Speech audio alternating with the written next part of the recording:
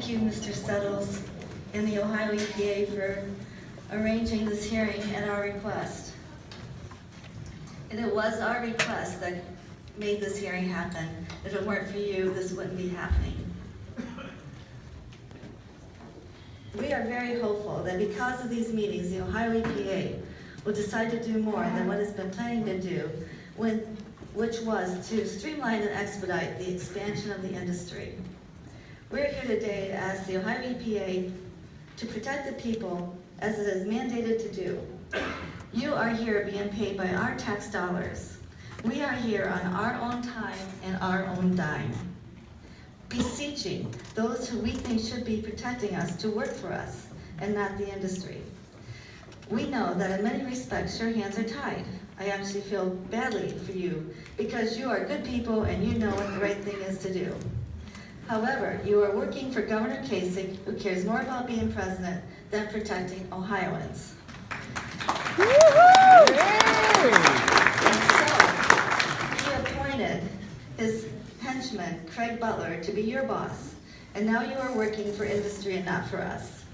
It is no fault of your own, but I would suggest that if you can't protect us, you might want to look for another job, because in the future, there's going to be a serious look back at just how all the people could be made sick when the governor, Mr. Butler, Ohio EPA, and all the other agencies look the other way. Just like in Flint, Michigan, there's going to be a steep price to pay for accountability as more and more people wake up to the dangers and pollution of the fracking industry and its infrastructure. I watched the video in Medina, and I know many comments have already been made enough to justify that the compressor station not be built, along with that pipeline.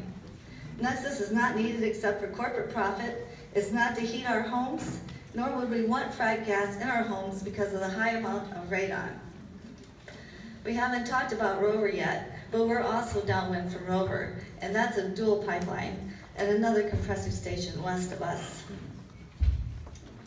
So they are being allowed to pollute and expand in an unregulated industry.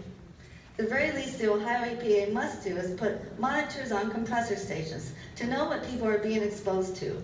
You must go to Southeast Ohio to monitor the exposures that are making people sick who live near compressor stations.